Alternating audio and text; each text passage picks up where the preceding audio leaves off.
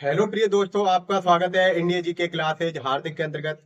आप YouTube channel पर जाकर के इंडिया जी के क्लासेज हार्दिक टाइप करें और बेल आइकन को दबा करके चैनल को सब्सक्राइब करें। प्रिय दोस्तों, मैं आज आपको 12th क्लास का दक्षिणी एशियाई मतलब समकालीन दक्षिणी एशियाई चैप्टर पढ़ाऊंगा और इस पाठ के अंतर्गत मैं आपको बताऊंगा कि दक्षिणी एशियाई क्या है। इस पाठ में हम बातें करते हैं इसी पर। प्रिय दोस्तों, आपको ये क्लास का थोड़ा सा अंश फेसबुक पे देखने को मिलेगा। उसका रीजन ये है कि उस पर हम पूरी वीडियो अपलोड नहीं कर सकते। आपको पूरी वीडियो देखनी है तो उस पर लिंक दी हुई होती है और उस लिंक को दबाने के बाद यूट्यूब चैनल पर पहुंच जाएंगे और यूट्यूब चैनल पर जाने के बाद आप वहां पूरी क्लास देख सकते हैं। प्रिय दोस्तों, आज पढ़ते हैं हम मजेदार तरीके से दक्षिणी एशियाई को। समकालीन दक्षिणी एशियाई क्या है। समकालीन दक्षिणी एशिया पर चर्चा करने से पहले मैं आपको बता दूं, जब शीत युद्ध का दौर चल रहा था तब तक सभी विश्व के देशों का अधिकांश ध्यान शीत युद्ध पर ही था। और शीत युद्ध से ध्यान हटा तो ध्यान गया मतलब समकालीन दक्षिणी एशिया के अंतर्गत। समकालीन दक्षिणी एशिया की तरफ ध्यान जाने का एक रीजन था कि 20वीं सदी के आखिरी सालों के अंतर्गत भारत और पाकिस्तान अपने आप को परमाणु संपन्न शक्ति राष्ट्र की बिरादरी में अपने आप को साबित कर चुके थे। और ये दक्षिणी एशियाई जो क्षेत्र है, ये सीमा विवाद को लेकर के, जल विवाद को लेकर के, जातीय संघर्ष को लेकर के एक संवेदनशील क्षेत्र रहा है। आपस में इनके झगड़े रहे और यही ये देश सब परमाणु संपन्न राष्ट्र बन गए।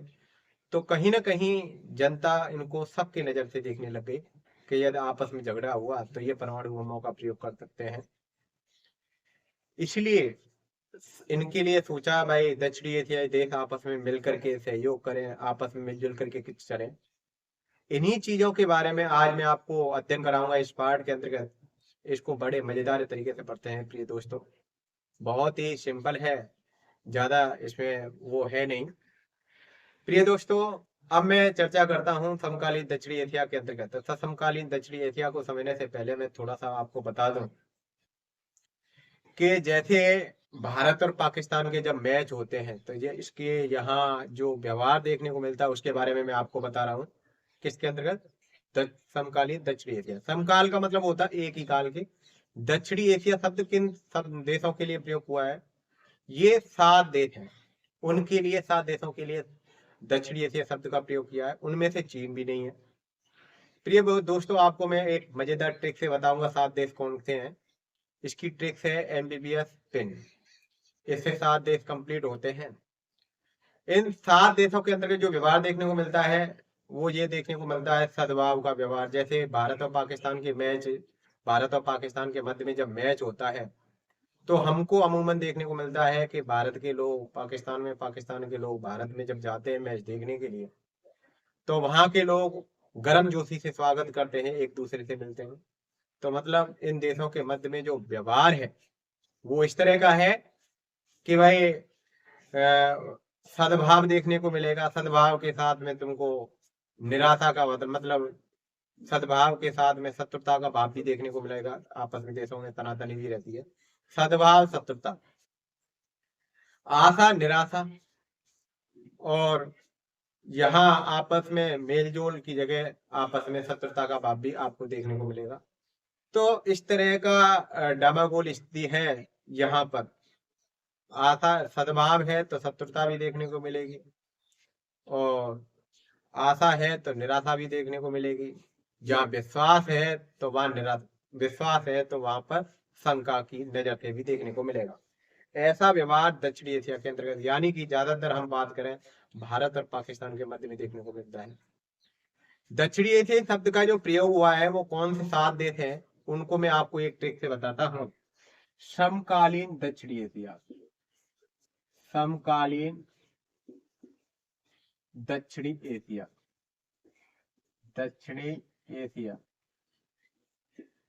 समकालीन दक्षिणी एशिया शब्द। समकालीन दक्षिणी एशिया शब्द को फिर से मैं आपको प्रिय दोस्तों बता दूं। समकाल का मतलब एक ही काल में, इनके अंतर्गत चलने वाली सरकारें हैं उनके बारे में बताने वाला हूँ, और इनका जो व्यवहार है। दक्षिणी एशिया, दक्षिणी एशिया शब्द के अंतर्गत समकालीन दक्षिणी एशिया के प्राकृतिक संरचना की बात करें तो भारत में तुमने देखा ही होगा भाई कि एक तरफ अरब सागर है, एक तरफ बंगाल की खाड़ी है, उत्तर में हिमालय पर्वत की श्रृंखलाएं फैली हुई हैं, दक्षिण में हिंद महासागर है। तो इस तरह की प्रकृति यहाँ पर आपस में देखने को मिलती है, इसलिए उपमहाद्वीपीय देश भारत को उपमहाद्वीप देश कहते हैं। यहाँ की जो सर मतलब सरकार है वो लगभग मिलती जुलती है, लेकिन हम ये भी कह सकते हैं एक दूसरे से भिन्न भी है। अलग अलग सरकार देखने को मिलती है लेकिन लगभग मिलती जुलती है। भिन्न कैसे है और मिलती जुलती कैसे है, मैं आपको इसी के बारे में सब कुछ अध्ययन कराऊंगा। पहले मैं आपको बता दूं समकालीन दक्षिणी एशिया है क्या, और ये आप ये ध्यान सुन लेना कि ये पाठ की कौन सी किताब में से लिया गया है। समकालीन विश्व की राजनीति में से ये पाठ है। समकालीन दक्षिणी एशिया शब्द का प्रयोग एमबीबीएस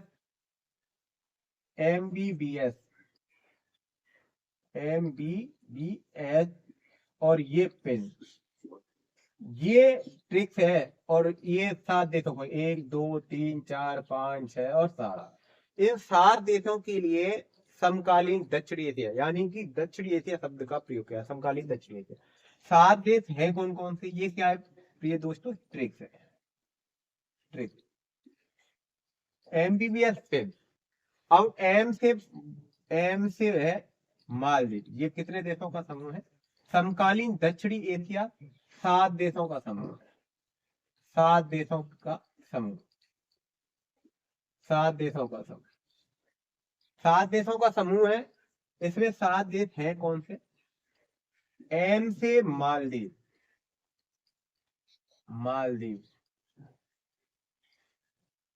बी से बांग्लादेश,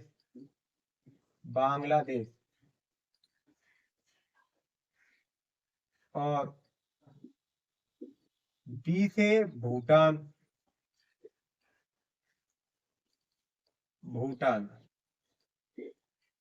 एस से श्रीलंका,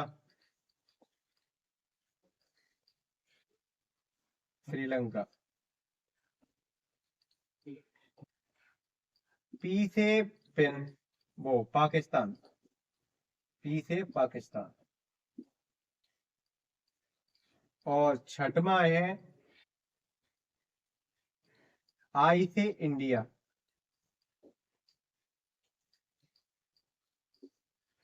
यानी भारत, और एन से नेपाल। ये इसके 7 देश हैं, और इन 7 देशों के लिए हम किस शब्द का प्रयोग करते हैं, हम प्रयोग करते हैं समकालीन दक्षिणी एशिया इन 7 देशों के लिए। इसमें आने को तो चीन भी आता है, लेकिन चीन को हम समकालीन दक्षिणी एशिया का हिस्सा नहीं मानते। इन 7 देशों को समकालीन दक्षिणी एशिया शब्द का प्रयोग किया गया। इन 7 देशों के अंतर्गत सरकार अलग अलग प्रकार की रही है। ये एक ही भौगोलिक क्षेत्र के अंतर्गत आते हैं, भाषा अलग है, यहाँ पर जाति के आधार पर संघर्ष देखने को मिले, सीमा विवाद को लेकर के आपस में संघर्ष होते रहते हैं, और बोलियों को लेकर के आपस में विवाद रहता है। तो प्रिय दोस्तों, आपसे एग्जाम के अंदर जो क्वेश्चन पूछा जाता है सबसे फर्स्ट में तो यही क्वेश्चन है कि भाई समकालीन दक्षिणी एशिया है क्या। समकालीन दक्षिणी एशिया इन 7 देशों के समूह को समकालीन दक्षिणी एशिया कहते हैं। अब यहाँ किस तरह की शासन व्यवस्थाएं हैं उसको हम समझने का प्रयास करेंगे। प्रिय दोस्तों, सबसे पहले हम इंडिया को और श्रीलंका को लेते हैं। किनको, इंडिया को और श्रीलंका। यहां पर किस प्रकार की शासन व्यवस्था है। भारत और श्रीलंका,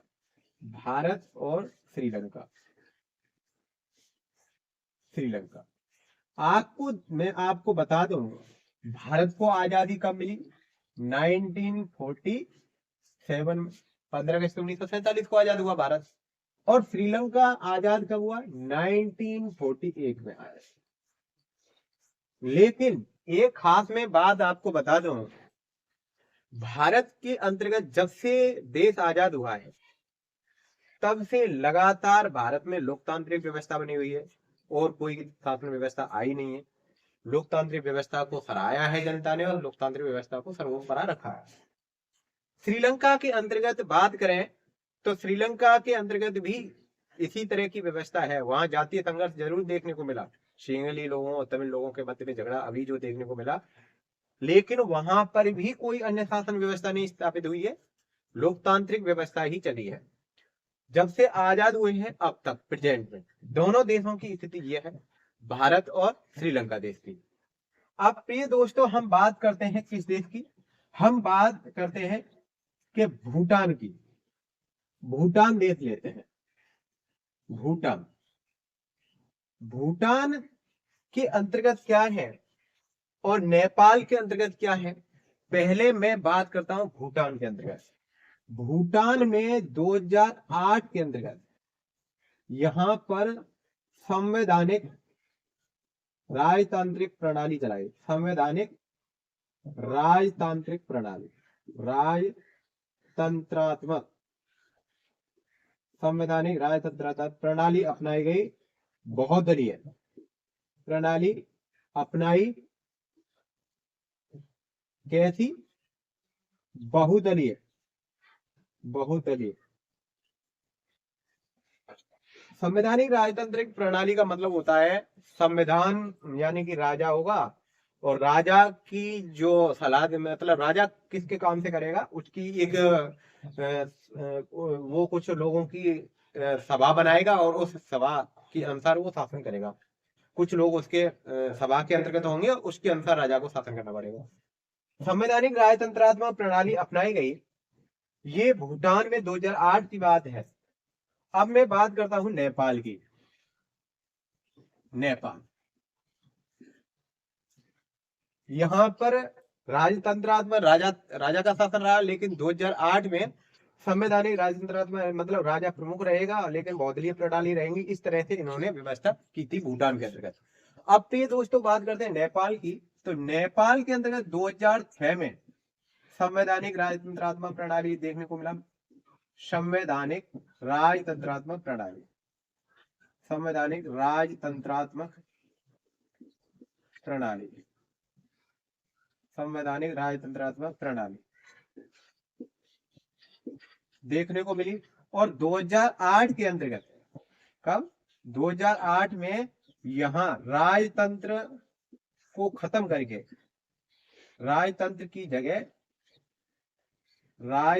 जगह लोकतंत्रात्मक गणराज्य अपनाएगा। लोकतंत्रात्मक गणराज्य व्यवस्था अपनाई गई। लोकतंत्रात्मक गणराज्य अपनाया, लोकतंत्रात्मक गणराज्य अपनाया। ये व्यवस्था रही किसके अंतर्गत? नेपाल के अंतर्गत। अब नेपाल में कैसी व्यवस्था है? वहां लोकतंत्रात्मक गणराज्य व्यवस्था है, लोकतंत्र व्यवस्था को अपनाया गया है। किसके अंतर्गत? नेपाल के अंतर्गत। पहले संवैधानिक राजतंत्रात्मक प्रणाली थी, राजा करता था शासन एक संसद के संविधान के तहत। लेकिन अब 2008 से वहां जनता अपने सरकार चुनते हैं, लोकतंत्रात्मक गणराज्य बन गया है। ये व्यवस्था हो चुकी है किसके अंतर्गत? नेपाल के अंतर्गत। प्रिय दोस्तों, अब मैं बात करता हूं किस देश की, आपको मैं बता दूं, मालदीव की। किसकी? मालदीव में शासन व्यवस्था कैसी रही? मालदीव में 1968 तक, मालदीव में 1968 तक सल्तनत काल रहा। सल्तनत काल रहा, सल्तनत काल रहा। नेपाल के अंतर्गत, वो मालदीव के अंतर्गत 1968 के अंतर्गत सल्तनत काल रहा। लेकिन 1968 के बाद यहां पर भी क्या अपनाई गई? यहां सल्तनत काल खत्म कर दिया गया। सल्तनत काल क्या कर दिया? खत्म कर दिया। 1968 में सल्तनत काल खत्म कर दिया। सल्तनत काल खत्म कर दिया।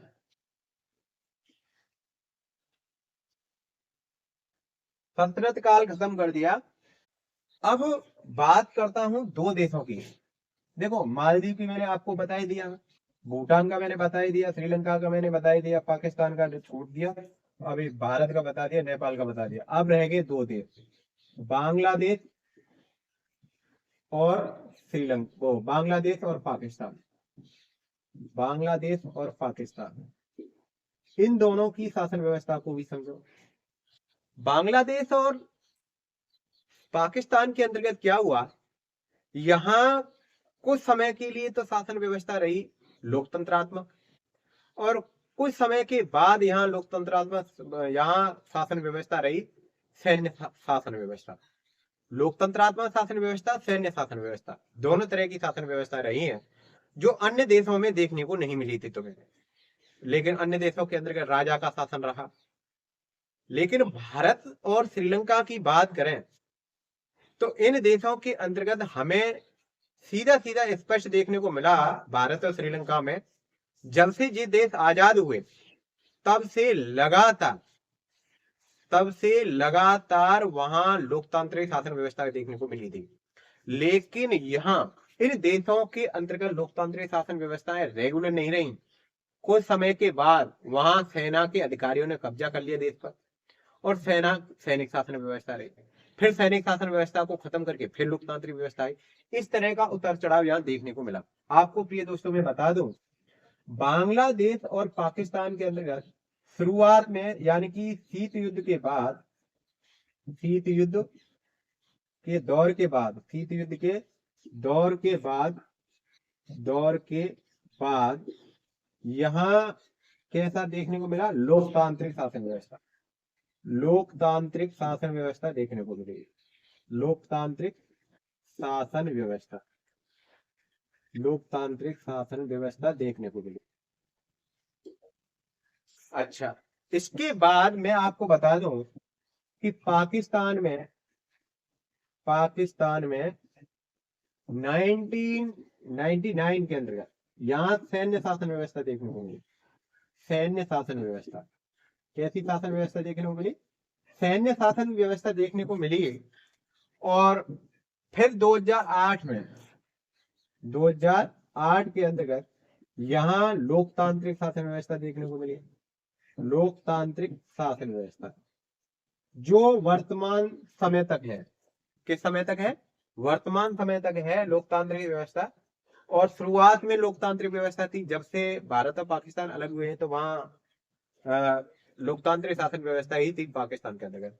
बांग्लादेश के अंतर्गत भी ऐसे ही उतार चढ़ाव रहे, लोकतांत्रिक व्यवस्था, सैनिक शासन व्यवस्था।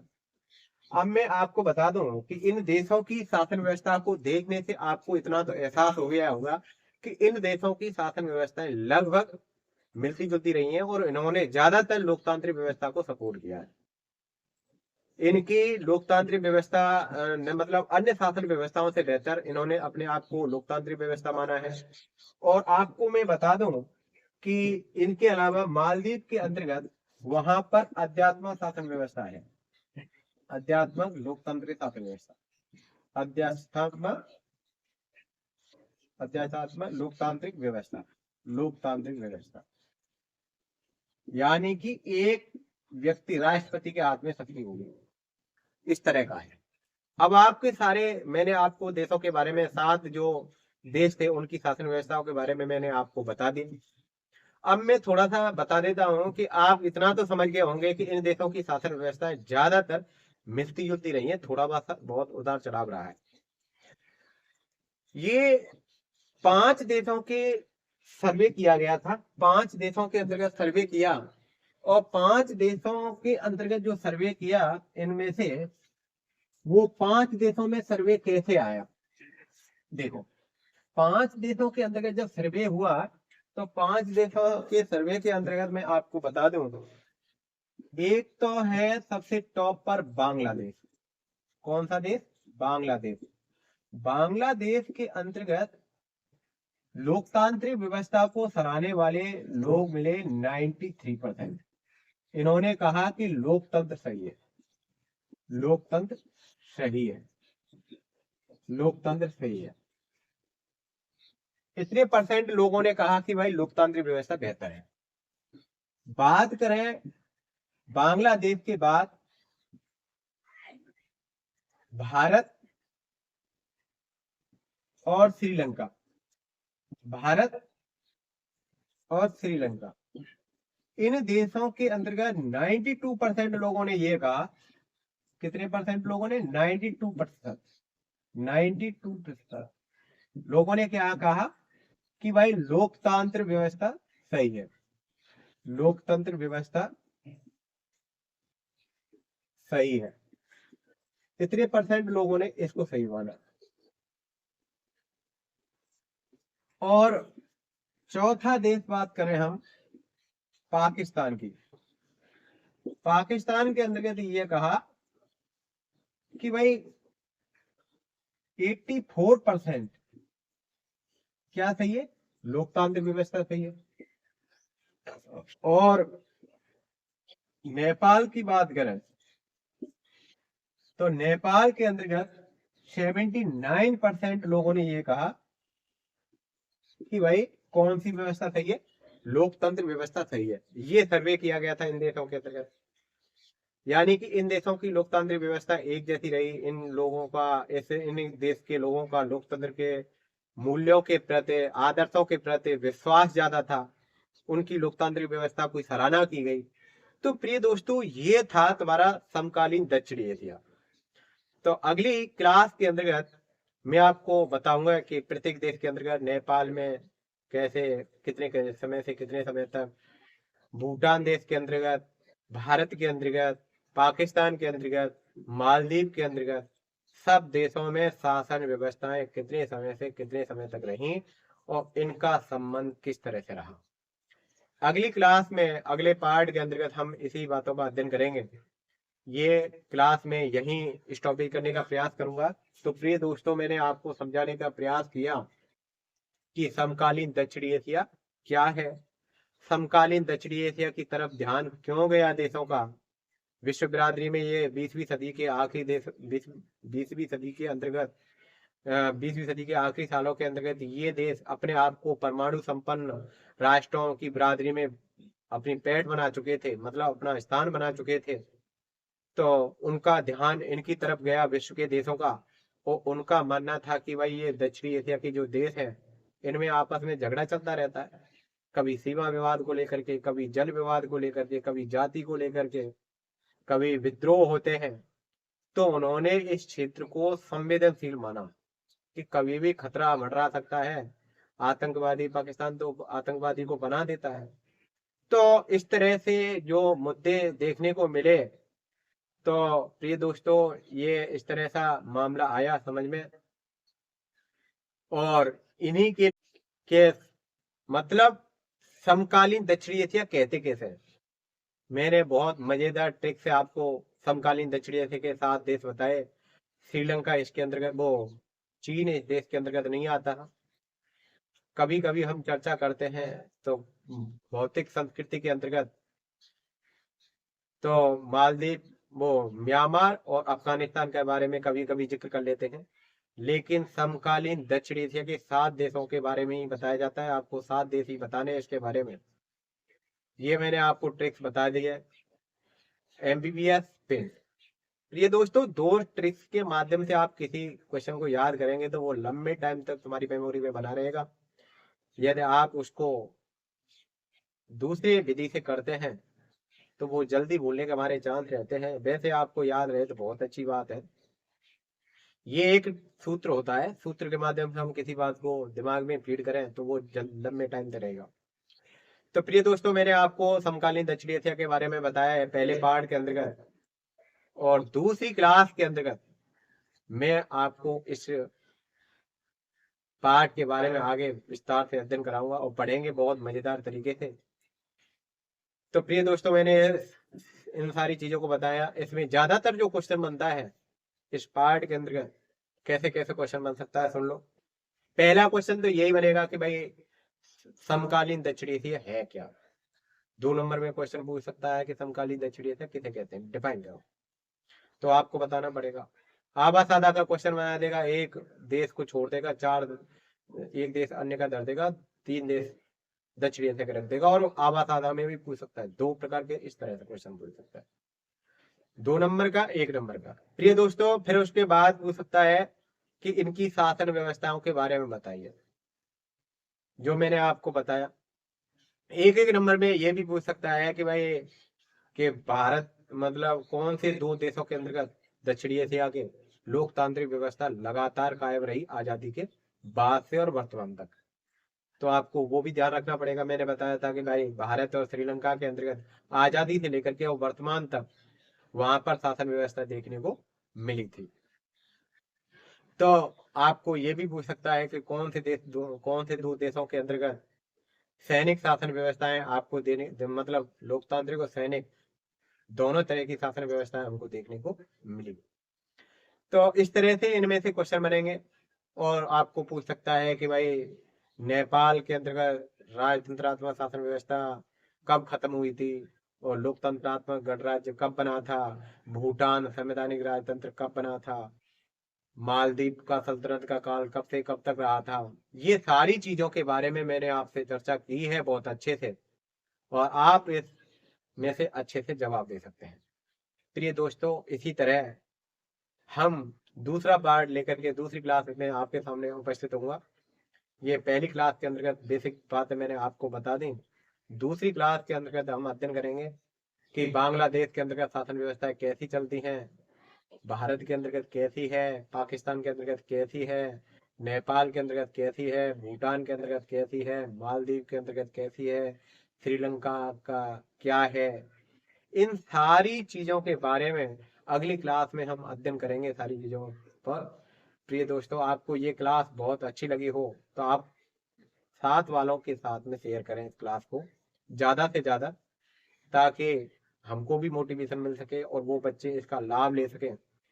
यदि आपको ये क्लास बहुत अच्छी लगी हो तो कमेंट करें, और कमेंट करके हमारा हौसला बढ़ाएं, क्योंकि इस कमेंट के माध्यम से भाई हमको मोटिवेशन मिलती है। क्योंकि मैं आपको फ्री पढ़ा रहा हूँ, आपका आपसे कोई पैसा वसूल नहीं कर रहा हूँ, कोई भी कॉस्ट नहीं ले रहा हूँ आपसे।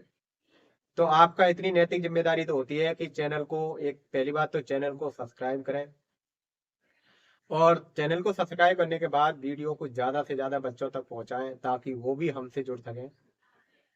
तो ये बातें थी, मिलते हैं अगली क्लास के अंतर्गत। जय हिंद।